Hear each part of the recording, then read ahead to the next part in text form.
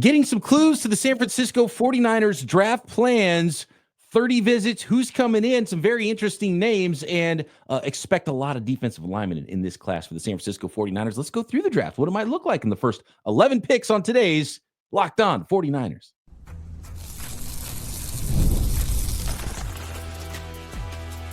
You are Locked On 49ers, your daily San Francisco 49ers podcast, part of the Locked On Podcast Network, your team every day.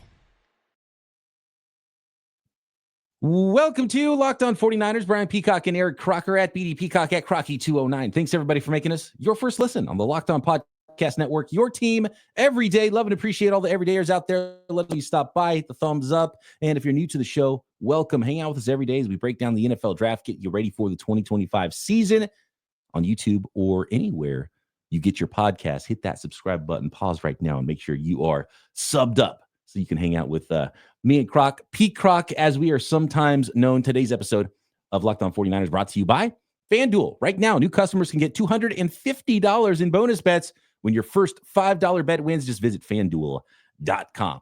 Got our Giants caps on today. Giants doing well to start this season, so that's a good thing. Hopefully the 49ers can follow suit when the 2025 season begins. First, they've got some big things to do in the NFL draft, and pretty timely today, Croc. And it's not like I saw Mykel Williams at the airport or anything like that. But yesterday, I just kind of looking through prospects and talking about how Mykel Williams is not a name that's mocked to the 49ers at pick 11 very often. And lo and behold, he's at this facility today on Monday visiting the San Francisco 49ers as one of the 30 visits. You know, you get 30 visits and 30 players in. Mykel Williams is one of those players for the San Francisco 49ers, Croc. And I think there's just something we can learn from, and the 49ers have been a pretty big team where players that they bring in to visit, they usually are pretty interested in, but there are times when they don't bring in the player they want because they don't want everybody to know.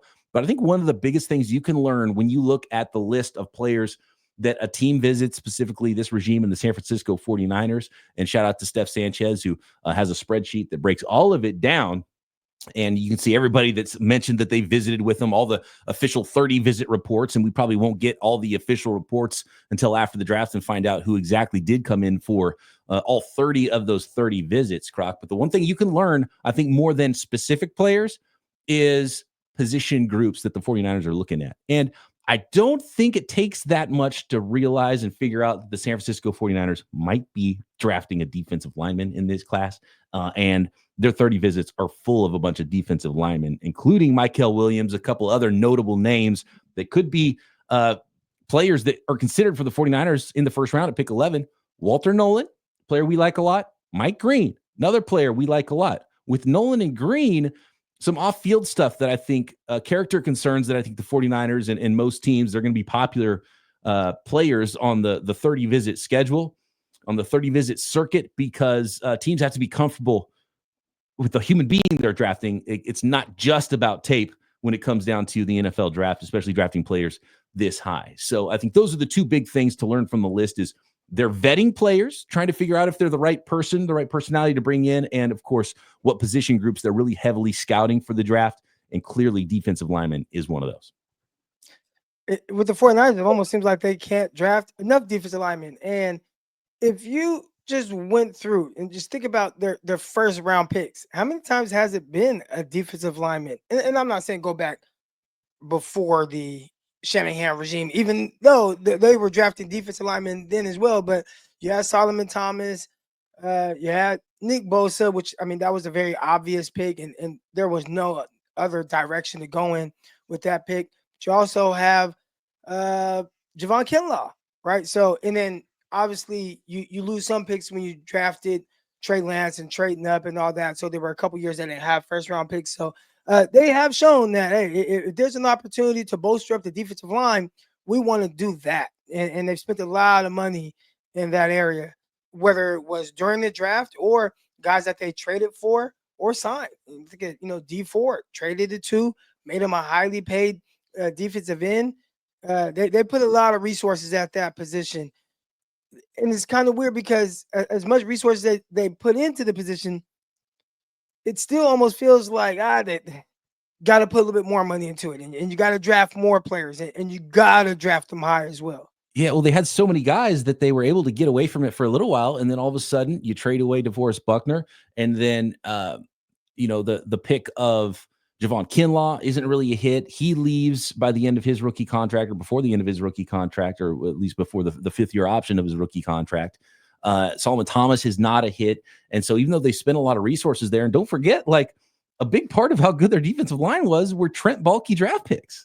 Right? Because Eric Armstead wasn't drafted by this regime, and neither was DeForest Buckner. And so those guys move on. Eric Armstead moves on last year, and now all of a sudden, the guys you brought in as free agents that were just kind of, good players. Again, I always say it like they're pros. Leonard Floyd, Malik Collins, they're pros, but they weren't difference-making players. They've got to get back to that and find some difference-making players on their defensive line. And I'd be pretty shocked if they don't draft in some combination 3 different defensive linemen, couple tackles, an edge, maybe a couple edges and a tackle, maybe 4 or 5 defensive linemen of all different shapes and sizes in this draft. And it could start at pick 11. It almost reminds me of what Baalke walked into, right? Where Scott McCloughan, he drafted or set them up to draft a couple of big offensive linemen, Michael Potty, Anthony Davis, and all of a sudden it's like, hey, and you already had Joe Staley. So, you got 3 kind of cornerstone offensive linemen that is like, oh, man, I kind of came into a great situation there. Then you draft, was it Anthony Garrett? What was his name? He was a guard. And like, wasn't Joshua Garnett.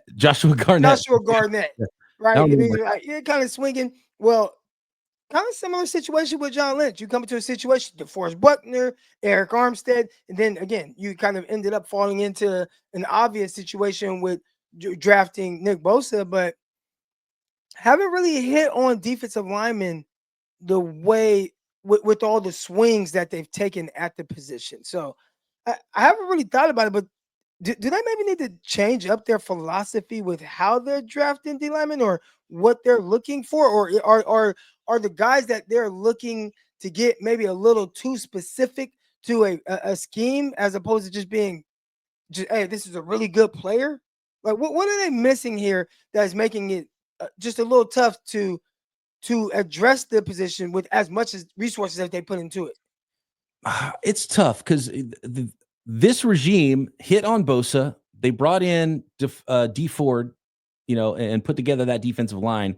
They missed on their very first pick, which was Solomon Thomas. He was a tweener. That's the lesson there. He was not versatile. He was a tweener. Didn't quite fit as a D tackle or a defensive end. And then Javon Kinlaw, there was injuries on top of it. That's probably the biggest lesson to learn. He didn't develop, as much as they had thought. So, it's really tough because they haven't really swung that much at the top, but they're only 1 for 3, really, with their early first round draft picks, and they really haven't done a lot else on defensive line on day 2, really. And Robert Beal was a flyer. It doesn't really count as them taking a big swing at a defensive lineman. A couple of years ago, wasn't even a starter for his college team in the 5th round a couple of years ago. So I don't know. I think that's just the nature of the NFL draft, and it's pretty easy to see in hindsight. For some of us, Croc, who didn't like the picks at the time, I think they were some of these things that you could see coming in a lot of ways. In their first, I always go back to the Solomon Thomas pick. It's literally the only draft pick in NFL history where the GM that drafted the player had a class in college with the player. Almost like a little too close. They're like, hey, I like this guy. He's my buddy. We had whatever class it was together because, post-career, Lynch went back to Stanford to get his whatever. And he had a class with Solomon Thomas, right? And so, like, they knew him. Maybe they knew him too well and were able to look past maybe some deficiencies in his game. And even though he's a high character guy. And so, with Solomon Thomas or with Kinlaw, there was the injuries, obviously. I think there was just, for me, there was something missing with him as a player, and he didn't really develop enough in the NFL. And when you're that big and you're a bad run defender and getting moved out of there, that's a really bad sign there, even though he's actually kind of become a decent pass rusher and got some money, surprisingly how much he got from the Washington Commanders. So is that it's not like a complete bust miss, like he's getting paid for multiple teams now. So someone likes him, and people in the building have liked him because Saleh wanted him in the Jets and Adam Peters wanted him with Washington. So there's enough there to like for him to still have a job. So it's not a complete whiff, I guess, but yeah, you just got to put to it's not an exact science. And the 49ers are in a place where they could go big and they could swing big and they could hit or they could miss. Next, I want to go through all the 30 visits and what we can learn from it. And let's just do a little mock draft and kind of look at the top of the draft and what we think things might look like as we sit here in early April, only about 2.5 weeks from the real thing. And then look at what the options will likely be for the San Francisco 49ers next.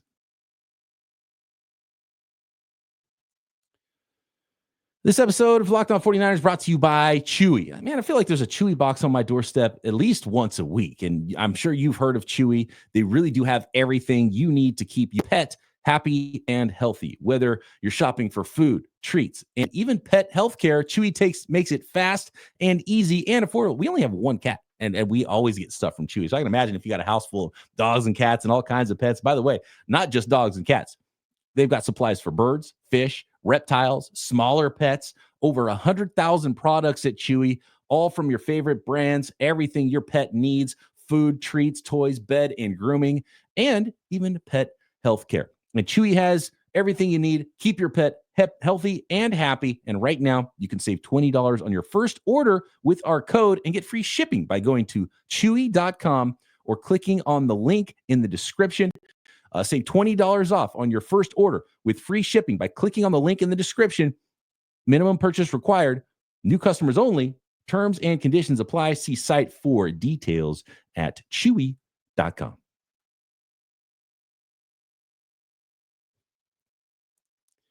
All right, Croc, here is the list. And again, you can check out the full list. Find Steph Sanchez on Twitter at Steph49K. And so these are the reported 30 visits so far. I mentioned Mykel Williams, who we talked a lot about on the last episode. Big defensive lineman out of Georgia was in on Monday. Walter Nolen reportedly visits the San Francisco 49ers. And by the way, if you want to know what the range of picks is for Walter Nolen, player we like, we think talent-wise he's for sure worth the 11th pick in the draft.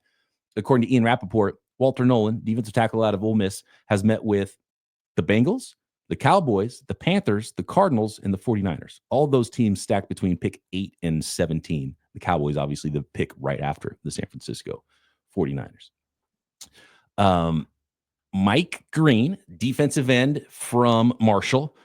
Omar Norman-Lott, Sacramento's own Omar Norman-Lott. Tennessee, defensive tackle. Kelvin Banks, Texas, offensive tackle, in for a formal meeting at the Combine with the 49ers and a 30 visit. Miles Frazier, not a prospect I've looked at, projected to be a day 3 pick out of LSU, offensive lineman, had a informal meeting with the 49ers at the Combine, also in for a 30 visit. By the way, for those who don't know, 30 visit means, some people call it top 30 visit. It's not a top 30. It's not a ranking. You get 30 visits. You can bring 30 prospects in pre-draft to every team. So that's why they call them 30 visits. TJ, so there's a limited number. So you have to be smart about who you're bringing into your building to interview and learn more about. TJ Sanders, South Carolina, defensive tackle, interior pass rusher. Landon Jackson, Arkansas, defensive end, in for a 30 visit with the San Francisco 49ers. A day 3 tight end, athletic Jalen Conyers had a 30 visit with the 49ers. I mentioned Mike Green and tight end Harold Fannin Jr. out of Bowling Green. So 2 tight ends, a couple offensive linemen, and the rest defensive linemen so far in the 30 visits. So what positions are the 49ers looking at? They're looking at both move tight ends, probably not a first round thing. There was a report about Harold Fannin maybe in the first round. Don't think that's likely. More of a day 2, day 3 need for maybe a move tight end. So that's a need for the San Francisco 49ers, something they're looking at pre-draft. Offensive lineman, clearly a need, and defensive lineman, the most obvious need for the San Francisco 49ers. So there you go. Those are the 30 visits so far. I like it. I like, just figuring out exactly like what, with what you're looking for on that defensive line and all different shapes and sizes. And we talked about, I asked the question, are they trying to get a little too specific with the defensive line and body types? But those are a lot of, those guys that you just talked about them bringing in, they a lot of different ranges with the body types there. Let's go to, I found a new mock draft simulator, by the way. It's called sticktothemodel.com. If anybody wants to go out there and try to do some simulating. So I'm going to use that simulator today. It's good on the mobile apps too. It's just a fun way to go through it. And I think it's called Stick Them. Oh yeah, there it is. And let's select all teams here, and we're gonna go through this, and we're gonna make our own draft of it, Croc. And I'm gonna put it up on share the screen here, so everyone can play along with this. And this is as we see it today. And then when we get to pick 11, we'll have a conversation. We'll look at some of those 30 visit guys, and I think this is a very likely package of players that the 49ers are going to be looking at potentially at pick 11 once we get there. So here we go. Share screen. Going to bring up the mock draft simulator right now. And if you're watching on YouTube, you'll be able to see it with us. And if you're not, we'll explain everything that's going on here as we go through this. The Tennessee Titans, all signs, Croc, point to the Titans drafting quarterback Cam Ward. So that's going to be the pick there. Pick 2. Is interesting because a week ago felt like Shedeur Sanders possibly. You remember there was the thing with Myles Garrett, and he wanted to be sold on what their plan was as a football team. And then he signs a new deal, and it's like, that means they sold him on Shedeur Sanders being the quarterback. And then all of a sudden, all the reports we're hearing is, you know what? Abdul Carter came in for a visit. Travis Hunter came in for a visit. Every mock draft had Abdul Carter, and we're starting to see it flip. In fact, today it was, I think both Todd McShay and Adam Schefter said that the feeling they get is it's actually going to be Travis Hunter at pick number 2 to the Cleveland Browns right now. Do you think it's going to be one of the blue chip prospects, or do you think we go with the quarterback Shedeur Sanders here at pick 2 to the Browns? Dicey situation there, especially with the quarterback situation with Deshaun Watson. But I would say that they go with the blue chipper. I think you're right. I agree there. And we're going to go Travis Hunter. That's the latest information. That's the new vibe right now. So Travis Hunter. And I feel like it's kind of the same situation for the Giants next, right? At pick number 3, Abdul Carter, the last blue chipper. Yeah. All right. Yeah. I feel good about that. And now it gets interesting because it would probably be pretty easy for the New England Patriots at pick number 4, Croc, to sort of bypass, need and not take an offensive lineman and just go with one of those blue chippers that does fall if there's no quarterback that goes or if there is a quarterback that goes in the first, another quarterback that goes in the first 3 picks, Shedeur Sanders, and that would push one of the blue chippers down. So to me, the question now comes down to Will Campbell or Armand Membo at 4 to the New England Patriots. Protect your young quarterback. I think a couple of weeks ago, it would have been Armand Membo. Most of the scuttlebutt recently has Will Campbell is just kind of being the guy that the teams liked all along. He did measure up with the 33-inch arm length at his pro day, which was, pretty important, I think, to hit some of the minimums and make teams feel comfortable with it. He's been thought of as the best guard in the draft, and there was a little bit of a bump with Membo after the combine. But when we put on the tape, Croc, we both agreed we did like Campbell better. And I think in the end, the tape wins out with a lot of these teams. As long as he hits the minimum, are you comfortable with saying that right now we would probably place Will Campbell at pick 4? Yeah, and that's unfortunate because I would love to see him kind of slide down the board to the 49ers. They could use him at tackle or guard, especially guard this season. But I could see him going forth to New England. You got to protect your young asset with their young quarterback. So, yeah, Will Campbell, that's the guy. All right, we're going Will Campbell, pick 4 to the New England Patriots, and that brings us to the Jacksonville Jaguars. I almost feel like it's too easy. Like the most common mock draft pick after Cam Ward now is pick 5 with Mason Graham going to the Jacksonville Jaguars. We both like Mason Graham. I don't think he's going to get to the 49ers at pick 11. It almost seems too easy, though. It's too chalky to put him in here at pick number 5, but it is, the most obvious selection. Would you like to nominate any other players to go at 5? Ashton Genty could be the team's top graded player at this point in the draft. They could look at a corner. They could look at a different defensive lineman. They could look at Membo and one of the offensive linemen. Nah, I think you go Mason Graham here. And one thing about them, you put a lot of pressure on their quarterback. The best way to take a little bit off of that, I don't think it's just, let's get them another weapon. I think it's really kind of beefing up that defense and getting some really good football players on that side of the ball. All right, so that's the top 5 picks in this mock draft. I'm going to go through to the Niners pick 11 and look at what options are likely going to realistically be there for the San Francisco 49ers, because it's real easy to say, oh, it's going to be Will Campbell. He'll be there. Oh, Mimbo will be there. Oh, Mason Graham will be there. That'll be easy, right? I don't know if it's going to be that easy for the San Francisco 49ers. So next we'll get to pick 6 through 10 and then talk about the Niners options at pick number 11. Croc, if you're okay with this, I'm going to take control next of the decision-making process for the Las Vegas Raiders. Throw a little bit of a curveball in there versus what we see in most mock drafts, if that's okay. You all right with that? Yes. Okay. Yeah. We'll get to the Raiders at 6 and go all the way through to the 49ers pick next. Today's episode of Locked On 49ers brought to you by FanDuel. The NBA playoffs are almost here, and FanDuel is giving new customers an incredible way to get in on the action right now. When you join FanDuel and place your first $5 bet, you'll get $250 in bonus bets if that first bet wins. Love how FanDuel makes betting so easy, whether it's picking your favorite team or diving into player props. And speaking of props, tons of props for the NFL draft right now. One of the funnest ways, in my opinion, to bet on sports all year long at FanDuel. Plus, after the game tips off, whatever sport you're watching or getting in on, you can even combine live prop bets into a same-game parlay for a chance to win big, especially fun with those NBA basketball games. From three-pointers to steals to assists, FanDuel has so many ways to play. Don't miss out. Head to FanDuel.com and claim your $250 in bonus bets today. Download the app or go to FanDuel.com.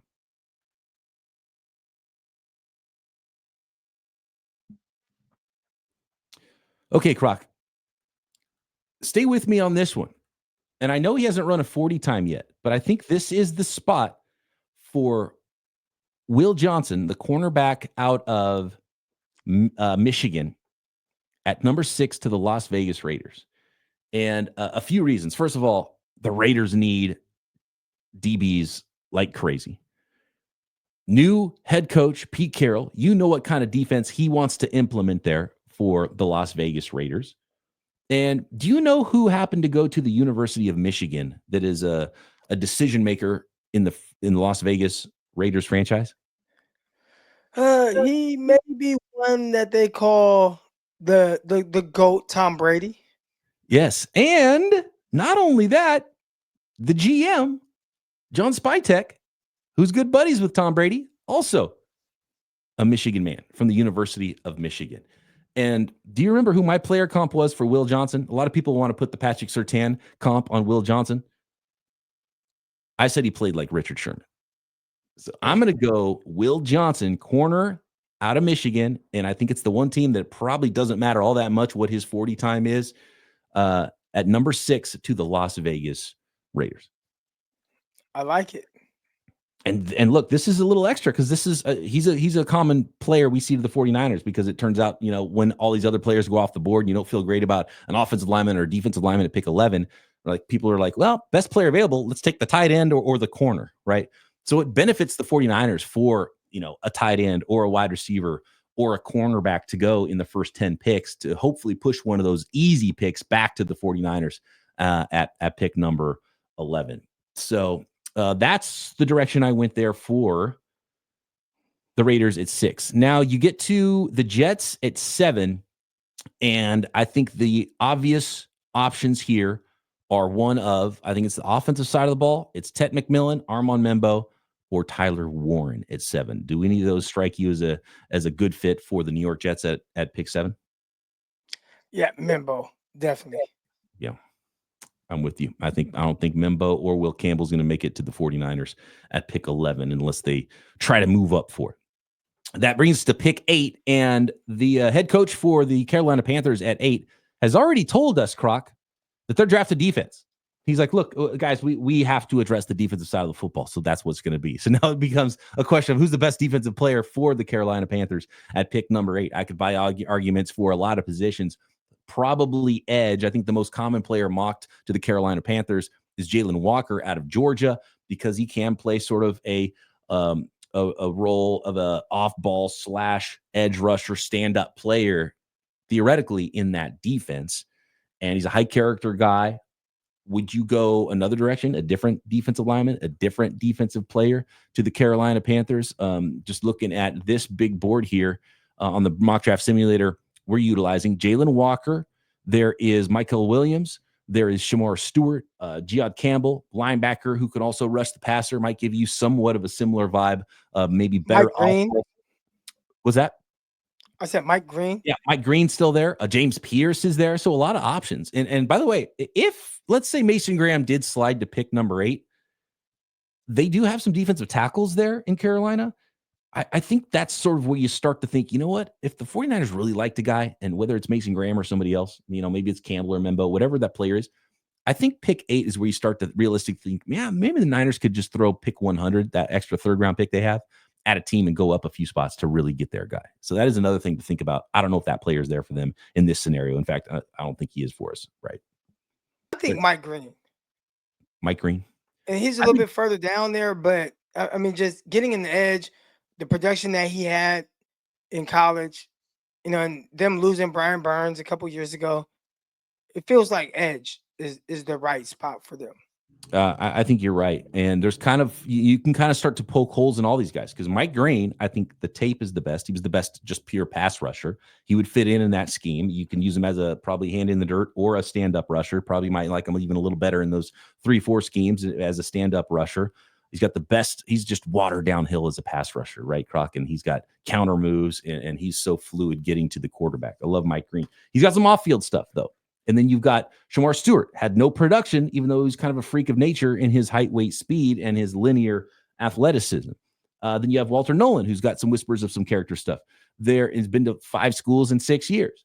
That's why the 49ers probably brought those guys in to speak with him. James Pierce, another one, maybe a little light, maybe more of a stand-up rusher, maybe doesn't fit the 49ers 4-man defensive front. Also some character concerns with him.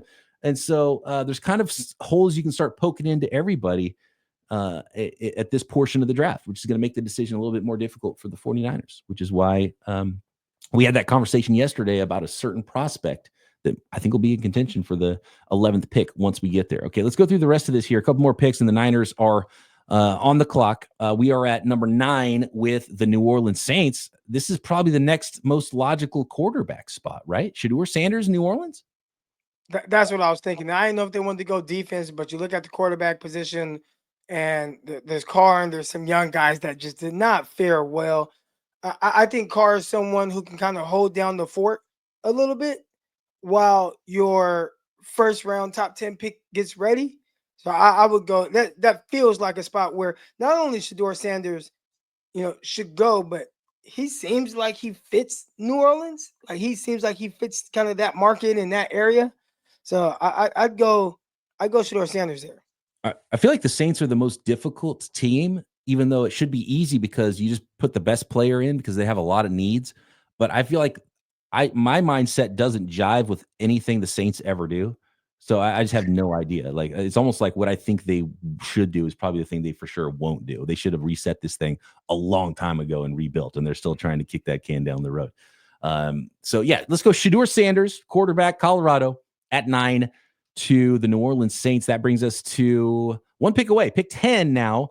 One pick from the Niners spot at 11. We got the Chicago Bears, and I don't know if we can let Ashton Jeanty fall any farther. And in fact, he might be the number 1 pick in fantasy drafts behind that offensive line if Ashton Jeanty ends up going to the Chicago Bears at pick number 10. They could go Banks and continue to add another tackle to that offensive line, even though they've added already 3 big-time offensive linemen, all interior guys. They drafted the right tackle out of Tennessee a couple years ago. You could for sure go defensive end as well. So Banks, Jeanty, or probably Stewart, Mykel Williams, maybe even Pierce would probably be the suggestions here for the Bears at 10. I mean, like you said, they're adding guys to the offensive line. Running back will help, like having a good run game. I think you may have to go Jeanty and go that route.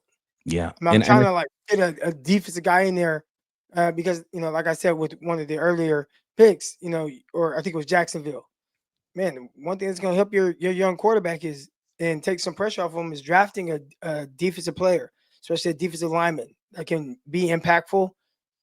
But man, Genty right there, it does seem like it makes a lot of sense offensively for the Chicago Bears and could add an element of a little bit of balance that they currently just don't have. I could buy, because here's the thing is like there's probably going to be some good players on the board for them in the second round, and they have 2 high second round picks, the Bears do. So you probably get a good running back there, or you still could get a good defensive lineman there too. So you kind of think about, okay, well, is there better odds that you get a really good running back there? And how does that weigh against Ashton Genty, or a pretty solid defensive lineman? How does that weigh against the defensive linemen that are available here? I'm going to go Ashton Genty, I think, which is, again, something the Niners need. They need one running back to go. They need both quarterbacks to go. They need at least one of those pass catchers to go in the first 10 picks to help somebody to fall to them. And even still, none of the easy selections, defensive linemen, offensive linemen, are there for the San Francisco 49ers. Now, based on the players left now for the Niners at pick number 11, I think a lot of people think that Tyler Warren could potentially be the best player available here.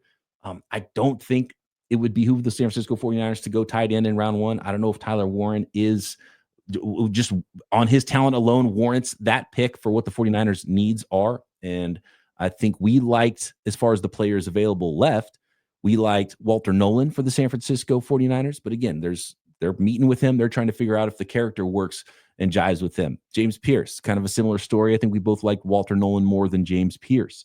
Kenneth Grant, potentially, if you want to get the biggest defensive tackle in this class for the Niners at pick number 11 out of Michigan, he would be an option. And that's where it comes down to Mykel Williams. Because you look at Mykel Williams, and he's got the height, weight, speed. He's a prototype defensive end. You could kind of excuse away some of the raw that he showed on tape at Georgia, because he was playing inside, maybe a little bit out of position.